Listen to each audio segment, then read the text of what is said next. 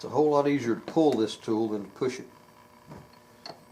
My dad used to say that with people when he had a construction company. It's a whole lot easier to pull them than push them.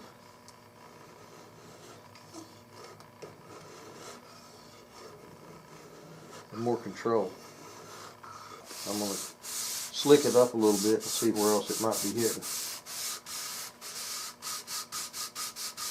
I think I'm going to leave it right there until I get this metal mounted to it, because sometimes that changes the way it sits, and if it kicks it up a little bit, it'll drop it down in the front. So I'm going to fine tune it after I put the metal on. This thing has serial numbers right there, right in front of that metal, and I'm going to go ahead and put it down. I'm going to make it as original as I can, not to create a forgery, but to make a reproduction.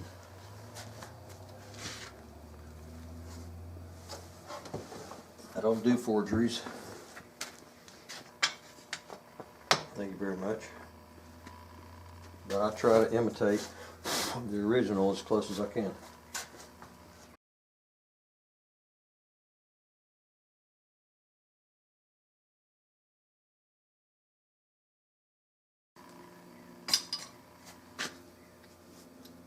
I've got to put some pressure on this metal. But I obviously don't want to scratch it. So what I'm going to do is glue me a little pad, a little foot pad right here on this clamp. Just take you a little spot of super glue.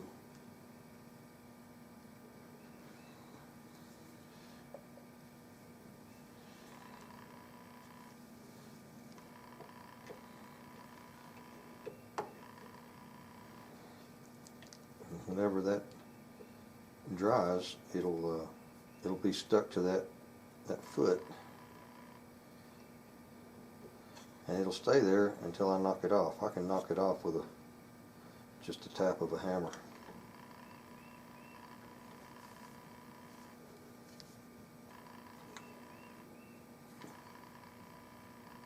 This pressure will tell me where this bad boy is hitting.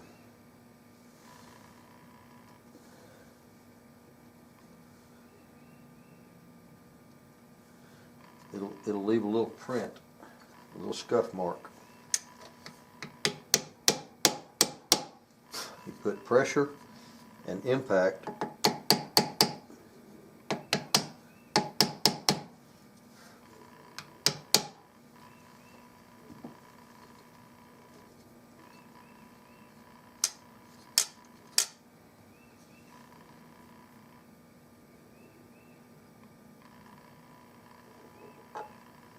And that little foot will just stay on there until I get ready for it to not be on there. Just to give you a better idea of what I'm trying to do right here is there is a bump, that little hump right there that goes into that metal, and right now I've got a square bump. I need to cut it down to a round bump, and I've got it. This is a one-shot deal, because if you get this thing in the wrong place, that way or that way, and that determines that up and down, it stops this from traveling up and down, then this doesn't fit the barrels right if this is in the wrong place. And I've done all the calculations I can to make it be in the right place. This metal here sits a teeny bit recessed below this milled out wood. This is proud of that, maybe 10-15 thousandths, and I have done the best I can to locate this little bump, and now I'm fixing to hand cut that in there because I don't have a bit that'll cut that, and it's not that hard to do by hand. So that's what I'm after. If you're wondering what in the world this short bald-headed guy's doing, that's what I'm doing.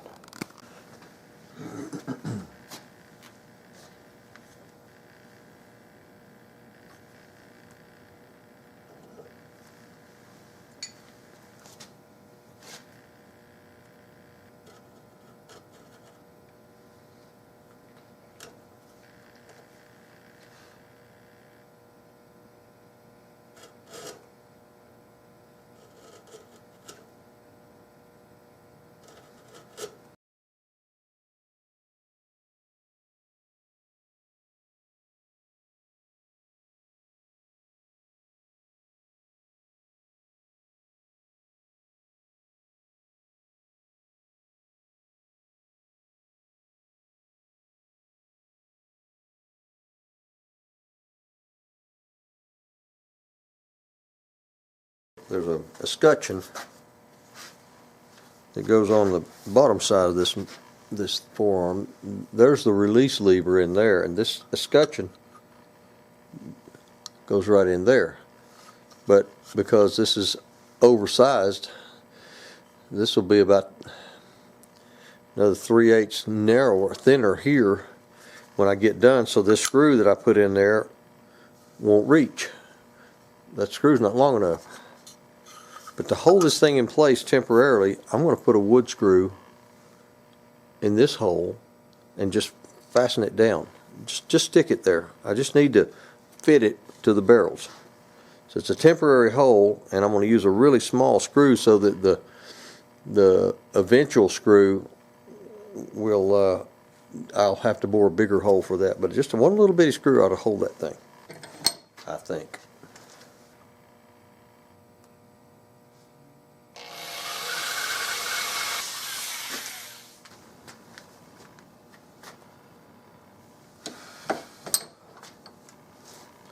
Alright, after, I don't know, a couple hours, maybe more, of, I got the mechanism, put in to where it catches like it's supposed to, and then I had to smoke the fronts of these barrels where it's touching right up here at the front, because that thing needs to fit. I don't know if you can see how that wood needs to touch those barrels like it grew there. And when it drops in, when you put that forearm on, it needs to hit like a flat rock in a cow patty. Just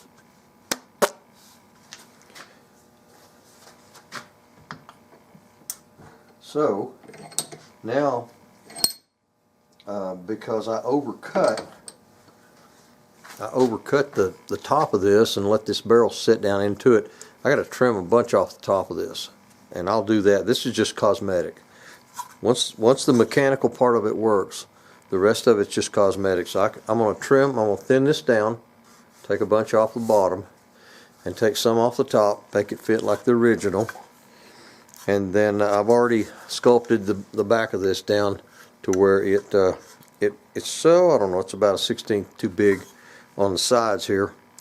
And then I'll just start shaping the form of it. And I've got to put this, there's a plate, there's an escutcheon that goes on the release here, and of course that's just punching the holes down 90 degrees to where the holes are in the top of it, and just connecting the dots.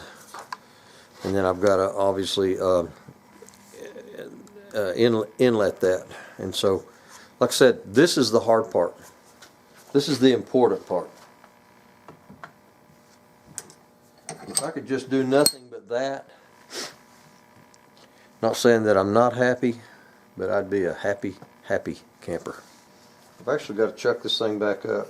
There's about 10 thousandths too much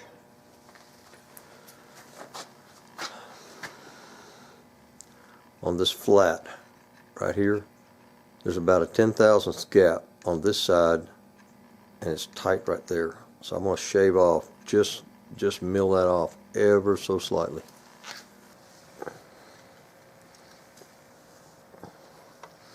Alright, I'm going to be working on this escutcheon.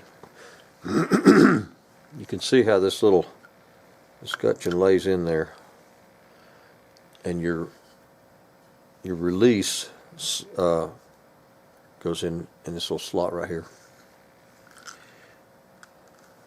To locate that escutcheon, where the hole bores from the inside down is perpendicular. Now I've got that hole located right there with that temporary screw I put in. So what I'm going to do is just bore straight down from that hole straight out the bottom, and that'll give me the location of this front screw.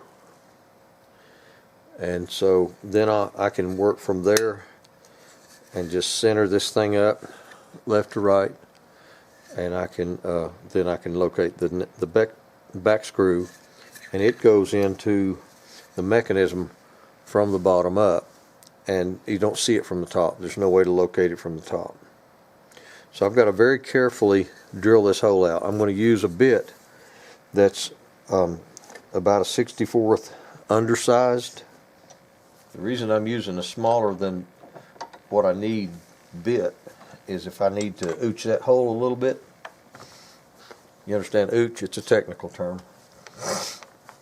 If I need to ooch that hole over just a little bit, I'll have some some leeway that I can do that. The reason I'm going so slowly is that hole is right next to a slot. So I've got wood on 80% of what I'm drilling into. The other 20% is open. And if you try to do that fast, it'll drift that drill bit over.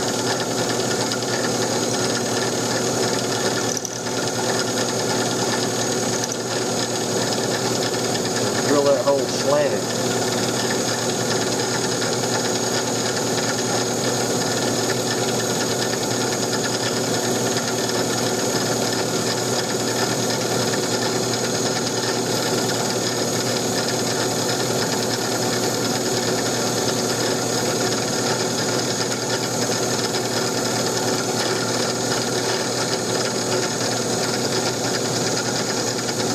Now I'm going to take it out of here and check it. But first I'm going to mark where this vise is holding that thing in there. So if I need to put that back in, I can put it right back in the same place. If I need to ooch it. You see what I'm saying about drilling a hole next to a slot? See, the hole is just right next to that opening. It'd be really, really tough to do if you're drilling it by hand. It looks like the hole in the wood and the hole in the metal line up pretty good. It looks like it. If it's off, it's only a few thousandths off. So I'm going to go ahead and enlarge that out to the real size. And something else I can do, a way to measure this, and this is the good thing about having the original piece to refer to, is I can measure from the back of this stock, from right there, I can measure to the center of that hole and get a really, really accurate measurement. And then I can measure from the back of the new stock to the center of that hole, and I can double check myself. That's about as complicated a forearm milling as I've ever seen or done. It's well built, it's well made, it's secure. They've got a little T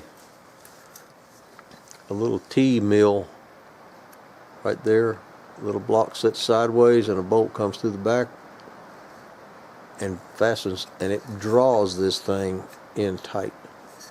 It's really well thought out.